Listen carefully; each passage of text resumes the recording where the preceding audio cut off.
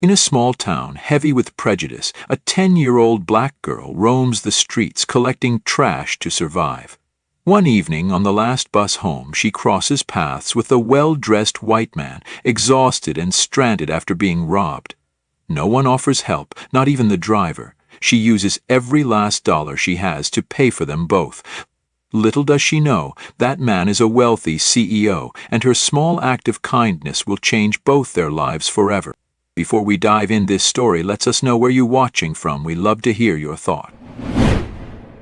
The smell of fried food and cotton candy drifted through the crisp morning air of Mapleton, a small town nestled between rolling hills and quiet neighborhoods where life looked picture perfect. At least for some. Colorful flags flapped above rows of booths as families strolled down the main street, laughing, eating, spending money like it grew on trees. The annual spring fair had returned, turning the otherwise sleepy town into a crowded, noisy carnival of balloons, music, and smiling faces. But beneath the cheerful surface lingered something colder. Whispers, side eyes, that sharp line that never really disappeared in towns like this. The line between who belongs and who doesn't. They noticed her the second she stepped off the curb, dragging a faded gray trash bag nearly half her size. A little black girl, barely 10, skinny dark curls pulled back into a tight bun, wearing clothes so worn the edges had frayed to threads. Her old sneakers scuffed the pavement as she moved, head down, eyes sharp, careful not to meet anyone's gaze. The bag behind her rattled softly. Plastic bottles, aluminum cans, scraps of other people's good times. People shifted as she passed. A woman in a floral dress wrinkled her nose and steered her toddler away. A group of teenage boys in varsity jackets chuckled under their breath. "Look, Riverstone, trash in town," one muttered, not even bothering to hide it. Riverstone. The next town over. Everyone knew that's where most of the black folks lived. And in Mapleton, even a kid could feel the invisible wall. Amara didn't flinch. She was used to it. The stares, the whispers, the thinly veiled disgust. She wasn't here to make friends. She was here for the trash. The empty soda bottles, crumpled beer cans, forgotten plastic lying beneath benches and beside food stalls. Junk to them, a few coins for her. The fair bustled around her, bright and loud. Kids zipped by with balloons. Couples posed for selfies by the Ferris wheel. Vendors shouted deals on funnel cakes and lemonade. But wherever Amara walked, space opened up, like the sea parting, not out of respect, but fear, contempt, discomfort. Even other black folks at the fair kept their distance, eyes low, afraid to be seen as part of her kind. The girl with the bag, the girl from Riverstone. The little nobody with nothing. As the sun began to sink behind the town's white-painted rooftops, the fair slowly unraveled. Booths closed, music faded, crowds thinned. Amara wiped her brow, glancing at the almost full bag of recyclables.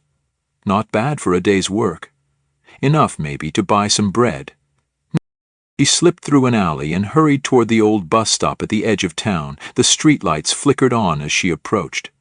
The cracked bench, the faded map behind glass, the worn sign that read, "Riverstone, last stop." A few folks were already waiting, shoppers with bags, tired faces, but they all shared that same unspoken agreement. Ignore the little black girl with the trash bag. Let her blend into the shadows. Amara didn't mind. Shadows were safer than stairs. But that night, she wasn't the only one on the edge of belonging. Sitting at the far end of the bench was a man. Older, maybe 50, white, dressed in what once was a crisp dress shirt, now rumpled and stained, his slacks dusty, shoes scuffed. His hair, graying at the temples, stuck to his forehead with sweat. He looked like he'd walked all day, maybe longer. His eyes, tired, lost, darting around the street like he wasn't sure where he was anymore. The bus hissed around the corner. The headlights cast long shadows over the cracked sidewalk. The driver barely glanced at the man as the doors creaked open. "Well, you getting on or what?" the driver barked, voice dripping with the same disdain Amara had heard her whole life. But the man hesitated. His hand hovered near his pocket, empty. His jaw clenched. Everyone else averted their eyes. No one offered help. No one ever did, and for the first time in a long while, Amara wasn't invisible. She was the one who saw it. The desperation, the shame, the quiet plea hidden behind the man's silence. She reached into her jacket pocket, pulled out the crumpled bills. Wrinkled, torn, but enough. "I'll pay for him," she said, voice small but steady. The driver raised an eyebrow, looked her up and down, smirked. "Figures," he muttered. "You people stick together." His laugh was ugly, sharp. Amara's cheeks burned, but she held her ground. The bills trembled in her hand, but her stare didn't. And with that, two outcasts, one small, one grown, climbed aboard under the weight of a town's quiet hate. But fate had just started its work.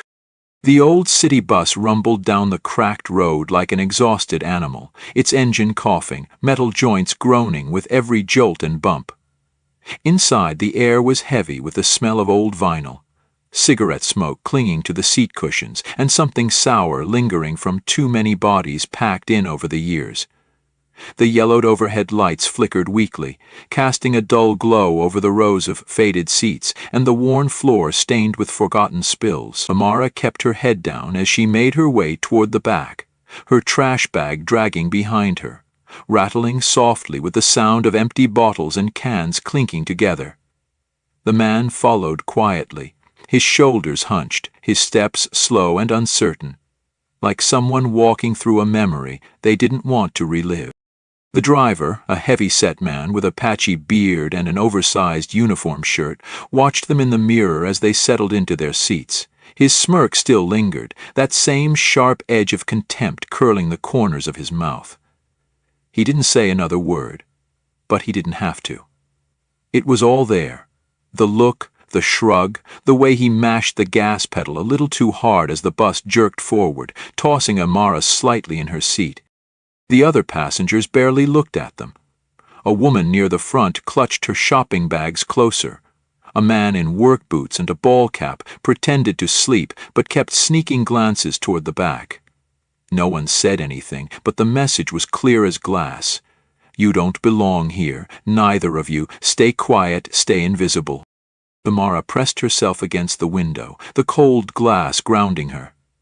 Outside, the town blurred past in streaks of neon signs, shuttered storefronts, and rows of old houses sagging under years of disrepair. Streetlights flickered overhead, their glow hazy in the thick night air. Her reflection stared back. Small, dark eyes beneath curls pulled tight, the faint smudge of dirt across her cheekbone, lips pressed together in quiet defiance. 10 years old, and already she understood this world better than most grown-ups ever would. The man sat across the aisle, his eyes fixed on the floor, hands resting awkwardly in his lap. His expensive shirt, now wrinkled and stained, looked out of place here. His leather shoes were scuffed, one of the laces frayed at the ends. But it wasn't the clothes that gave him away, it was the way he carried himself. Or at least, used to. The broad shoulders slightly slumped now, the tight jaw, the way his eyes flicked toward the other passengers, calculating, uncertain. He wasn't from this side of life, not usually. But tonight he was as much a ghost as she was. For a while, neither of them spoke. The bus rattled over potholes, brakes screeching at every intersection. Amara counted the stops, her small fingers tightening around the strap of her trash bag each time the doors hissed open. More people got off. A few new ones got on, but no one ever sat near them. Finally, curiosity chipped away at her caution. She turned slightly in her seat, voice quiet but steady. "You didn't have money," she stated, not really a question, more like an observation hanging in the stale air. The man looked up, surprised, his blue eyes meeting hers for the first time. There was something raw behind them, exhaustion, maybe shame, but not the hard, dismissive look she was used to from men like him. He hesitated before answering, his voice rough, as if it hadn't been used all day. "No, I didn't." His lips pressed together for a moment before he added, almost to himself, "Not anymore." Amara tilted her head, studying him. "You look like you did," she said bluntly, her eyes drifting over the stained shirt, the pricey watch still clinging to his wrist, scratched but intact. What happened? Somebody rob you?" The man gave a dry, humorous laugh, running a hand over his face. "Something like that." His fingers trembled slightly just for a second before he shoved them into his pockets, hiding the shake. "Guess you could say I wasn't paying attention. Got careless." Amara nodded, the ghost of understanding flickering across her face. "Happens." They fell silent again as the bus rolled through the dark outskirts of Mapleton, the streetlights thinning, giving way to stretches of cracked pavement and shuttered gas stations, the hum of the engine, the occasional cough from the driver, the rattle of loose windows. It all blurred together in a monotonous soundtrack of forgotten spaces. The man leaned his head back against the seat, eyes drifting to the ceiling, but his mind wasn't resting. His gaze flicked down to the girl across from him, the small, wiry frame curled protectively around the trash bag, the sharp eyes beneath thick lashes, the quiet but undeniable defiance etched into every inch of her. She couldn't have been more than 10, yet she moved like someone twice that age. No fear, no trust, just constant calculation, the same way he'd learned to move today. "Whether you do it?" he asked finally, breaking the quiet. His voice was low, cautious, like he wasn't sure he deserved to ask. "Why'd you pay for me?" Amara's eyes met his, steady and unflinching. She shrugged one small shoulder. "Ain't nobody else gonna do it?" Her tone wasn't bitter, just matter-of-fact, like the sky was blue, people were cruel, and that's just how it was. "Figured you know what that feels like." The man let out a slow breath, eyes dropping to the floor. Yeah. He knew. For the first time in a long time, maybe more than he cared to admit, the bus shuddered to a stop. Another passenger got off. The street outside was nearly deserted now. Run-down houses, boarded windows, chain-link fences leaning at awkward angles. They were getting close to the end of the line. "You from Riverstone?" he asked quietly, though the answer was obvious. Amara nodded. "Born there. Guess I'll probably die there, too." She said it so plainly it made something twist sharp in his chest. "You don't sound too sure about that," he remarked, watching her. She paused, eyes narrowing just a touch. "Ain't sure about nothing, 'cept people don't like seeing folks like me round here." Her fingers tapped the trash bag softly, but they sure like leaving enough garbage behind. The corner of the man's mouth twitched. It wasn't exactly a smile, but it was close. He didn't say anything else. Neither did she. The bus lurched forward again, the last few stops ticking by like a slow countdown. The man stared out the window, his reflection faint against the glass, the faded streetlights blurring past. His mind drifted, heavy with exhaustion, with questions, with a sting of humiliation still fresh in his chest. But through it all, that small voice, that defiant shrug, that handful of crumpled bills from a kid who had nothing, kept echoing louder than the engine ever could. And for the first time in years, Richard Evans didn't know where this ride was taking him. But he knew it wasn't over yet. The bus hissed as it pulled into the final stop, the brakes screeching with a tired groan like even the machine was fed up with the weight it carried. Outside, the streets stretched, quiet and dark, streetlights buzzing faintly, their flickering glow casting uneven patches of light onto cracked pavement. Faded signs pointed down narrow streets, apartment buildings leaned tired against the night sky, their windows dim, their brick walls stained with age. Riverstone. The kind of place you only heard about on the news. Poverty, crime, everything those perfect little towns across the highway pretended didn't exist. Amara was already on her feet, her small hand gripping the strap of her overstuffed trash bag, sneakers squeaking faintly as she made her way down the aisle. The driver didn't look at her. The other passengers barely noticed. She was part of the scenery. Trash girl. The kid from the wrong side of everything. She hopped down the steps with the ease of someone used to disappearing into the night. Richard hesitated, his hand hovering over the back of the seat in front of him. The driver's voice cracked through the silence, sharp, impatient. "End of the line, man. Let's go." That same tone, The same simmering disrespect he'd spat at the girl, now aimed at him. It burrowed under Richard's skin like a splinter, but this time he had no defense. No suit, no polished words, no corporate title hanging over him like armor. Tonight, stripped of all that, he was just another nobody being shuffled off to nowhere. He stepped off the bus, the doors hissing shut behind him like they couldn't wait to be rid of him. The air outside was thick with humidity and faint cigarette smoke, the kind that clung to your clothes and refused to leave. The buildings around him loomed, windows dark, paint peeling, the streets cracked and littered with forgotten scraps of life. His shoes clicked softly against the pavement as he looked around, disoriented, unmoored. Ahead, under the dim streetlight, Amara's small figure drifted down the sidewalk, her trash bag bouncing lightly behind her. For a moment, she seemed impossibly small against the heavy shadows of the street. Her shoulders squared, head high, step steady, no hesitation, no fear. Just quiet resolve, like she'd walked these streets 100 nights before. Richard watched her for a moment longer than he meant to, something unfamiliar tightening in his chest. The weight of the day, the robbery, the bus ride, the humiliation, pressed down harder now, mixing with the gnawing unease creeping up his spine.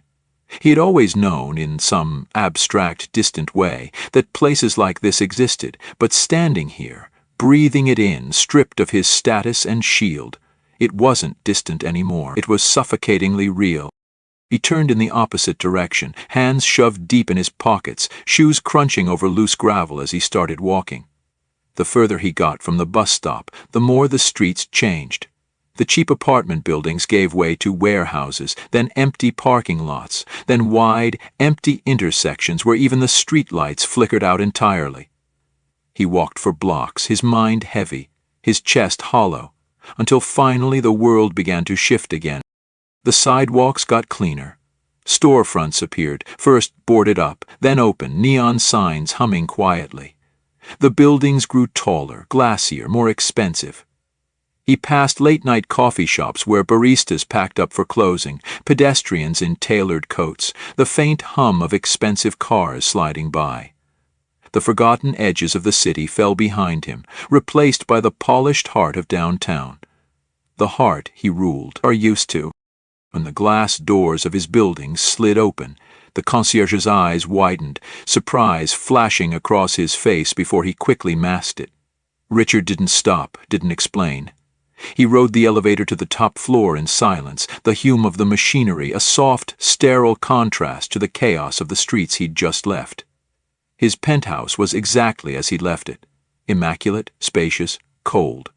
Floor-to-ceiling windows framed the city skyline like a photograph. The polished kitchen gleamed, the leather furniture sat untouched. It was everything he'd built, everything he'd convinced himself mattered, and tonight it felt utterly empty. Richard sank into the wide chair by the window, elbows on his knees, hands steepled under his chin. His eyes drifted over the glittering towers, the neat rows of streetlights, the distant hum of a city that kept moving, with or without him. His reflection in the glass stared back, creased shirt, dirt-stained slacks, tired eyes. It wasn't the lost wallet or the stolen phone that hollowed him out tonight. It wasn't even the smug bus driver or the indifferent stares. It was the way they all looked through him, ignored him, reduced him to nothing more than an inconvenience, a problem, background noise. For the first time in years, Richard Evans knew what it felt like to not belong, to be unseen, unwanted. And yet, amid all that, there was her. Mara's face lingered in his mind, the guarded eyes, the sharp edges of her small frame, the quiet defiance wrapped in worn-out clothes, the way she'd stood there pulling crumpled bills from her pocket, handing them over like it was the most ordinary thing in the world, no hesitation, no pity, just action. He closed his eyes, her words looping in his ears. Ain't nobody else gonna do it. 10 years old, with less than nothing to her name. And still, when everyone else turned away, she'd stepped forward. Richard exhaled, long and heavy, the weight of his pride, his status, his carefully curated life pressing against his ribs like stone. He opened his eyes again, the city lights glittering below, bright and blinding, but suddenly, for the first time, the polished skyline felt more like a cage than a crown, and for the first time, he wondered what it would take to change that. The street outside the bottle return smelled like old oil and stale cigarettes, the faint buzz of neon signs fighting against the pale morning light. Amara hoisted her bag of plastic bottles higher on her shoulder, her small frame hunched under its weight, sneakers scuffing the cracked sidewalk. The lazy air was heavy with that same familiar mix of exhaustion and quiet resignation that clung to every corner of Riverstone. She barely noticed the sleek black sedan roll to a slow stop behind her. It wasn't until the door opened and the footsteps approached, steady, purposeful, unfamiliar for these streets, that she turned, eyes narrowing. Richard Evans stood there, clean, sharp, out of place in every possible way. His pressed navy coat, polished shoes, even the faint scent of expensive cologne, it all screamed of another world. But his eyes, they weren't polished, not today. They carried something raw, something unsettled, like he hadn't slept since the last time they'd seen each other. Amara stiffened, her grip tightening on the bag. "What are you doing here?" Her voice was sharp, cautious, like a cornered cat ready to run. Richard hesitated only a second before stepping closer, hands open, his voice steady but quiet. "I wanted to see you again." His eyes searched hers, heavy with something that wasn't pity, wasn't charity, just truth. "And I wanted to ask you something." Amara's jaw clenched. "I ain't got nothing worth asking about." Richard's lips pressed together for a moment, the faintest crack of frustration breaking through before he softened again. "You got more than you think." His gaze flicked to the bag of bottles, the frayed hem of her hoodie, the stubborn set of her shoulders. "You got more than most adults I know." She bristled at that, eyes narrowing further. "What, 'cause I picked up your sorry butt last night when nobody else would?" Her chin tilted defiantly. "Don't mean you owe me nothing, I ain't stupid." Richard exhaled, a slow, measured breath. "No, you're not." He took another careful step closer, his voice lowering. "Which is why I'm going to be straight with you. I don't just owe you, I respect you." He paused, then added, quiet but steady, "And I want to help." Amara's laugh was small and sharp, like glass breaking underfoot. "Help?" She shook her head, curls bouncing slightly. "Ain't nobody helping little black girls from Riverstone, not unless they want something." Her eyes flashed, cold, too old for her face. "Ain't nobody that good." Richard's expression faltered for the briefest second, the weight of her words settling hard in his chest. But he didn't back down. "I don't want anything from you." His voice cracked slightly as he added, "But I owe it to you to try and be better." Amara's arms crossed over her chest, chin lifting, her small frame still radiating defiance. "You don't get it." Her voice dropped, bitter, low. "There ain't no better for people like me. My mama told me that before she left. She said, don't trust no smiles, don't trust no handouts, 'cause this world don't love girls like me. And folks like you," she motioned to him, to the polished coat, the clean shoes, the skin he wore like an unspoken shield. "You don't care. You look right through us." "Till you don't." Her words sliced clean through the morning haze, the accusation hanging heavy between them. Richard's throat tightened, his hands dropped to his sides as a bitter swell of shame crawled under his skin. She wasn't wrong, not completely. He'd spent years doing exactly that, walking past, looking through, never seeing, and then, without thinking, he stepped forward and pulled her into his arms. Amara stiffened instantly, muscles locking, her small fists curling against his chest, but Richard didn't flinch. His arms wrapped around her gently but firmly, the way a man who's never known how to say the right thing chooses the only truth left in action. "I'm sorry," he whispered, the words raw, rough, pressed into her tangled curls. "I'm sorry for this world. I'm sorry for every time someone looked away, for every time I looked away." Amara's shoulders twitched, her fists pressing harder against him like she wanted to shove him back but didn't know how.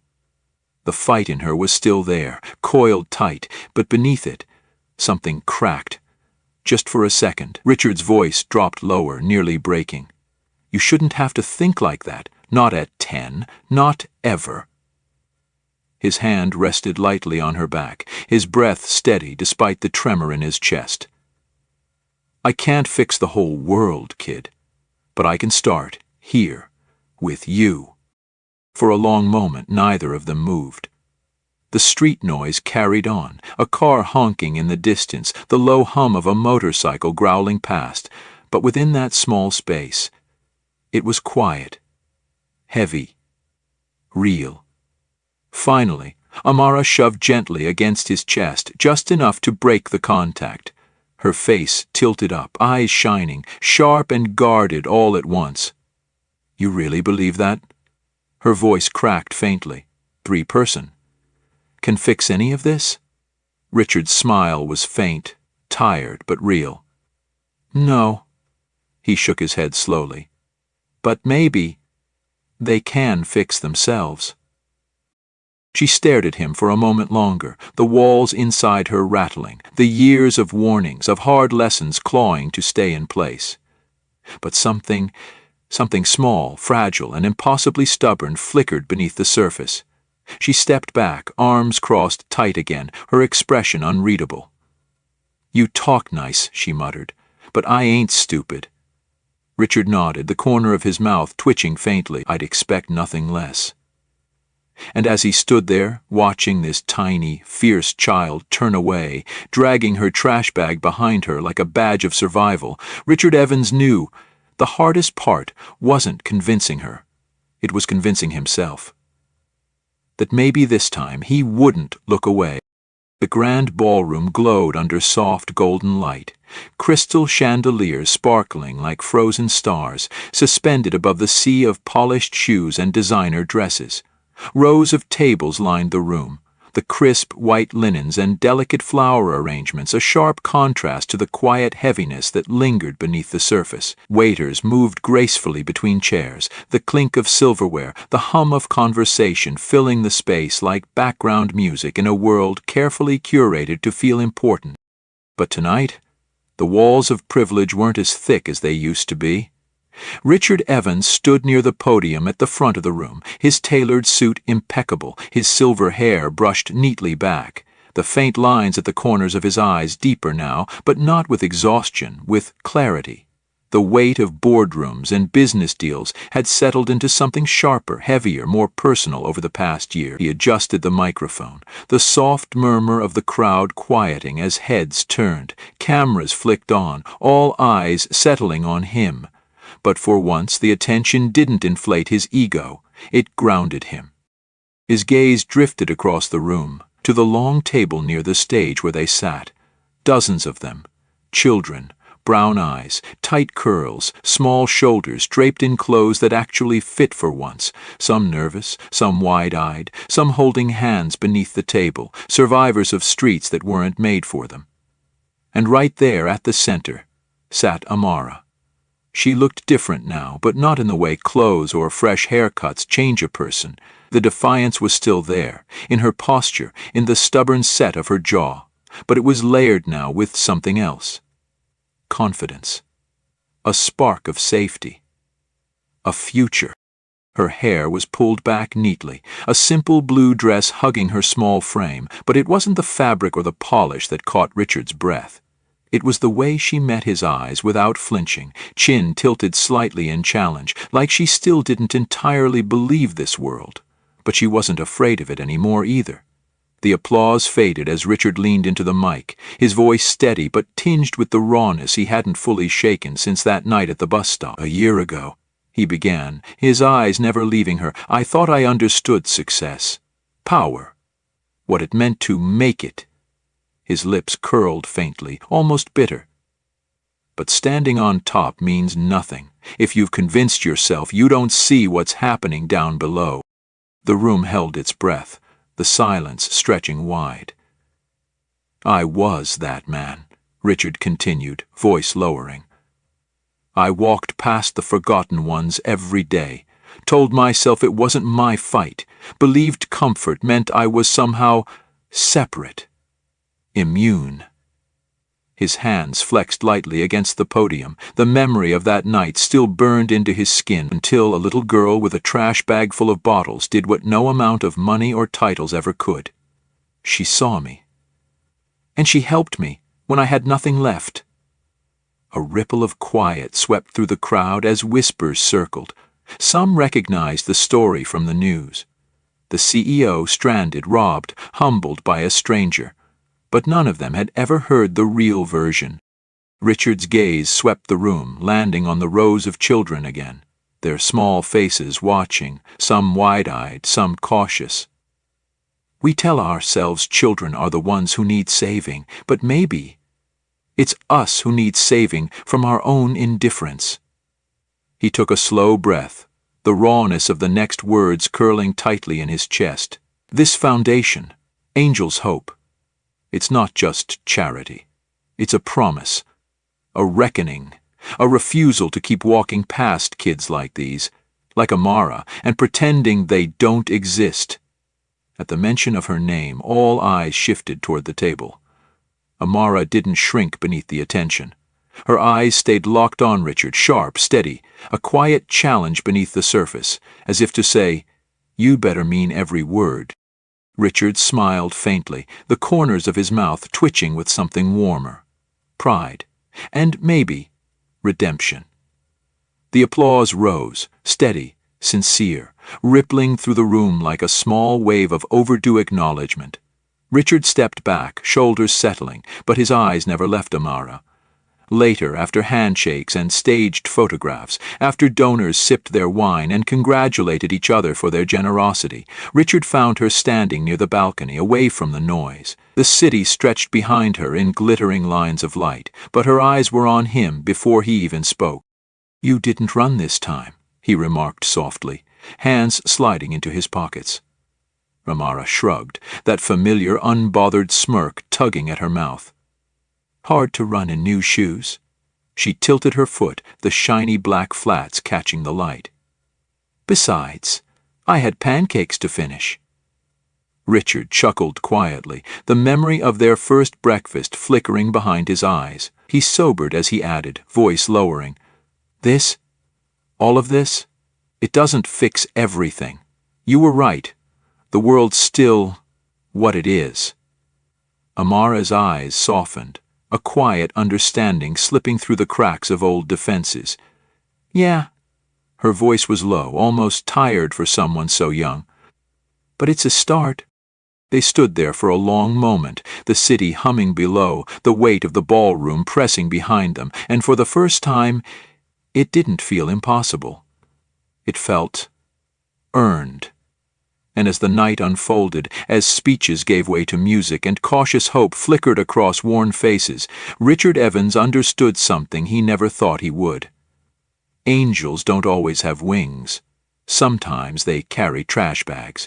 And sometimes they save you long before you ever think to save them. Join us to share meaningful stories by hitting the like and subscribe buttons.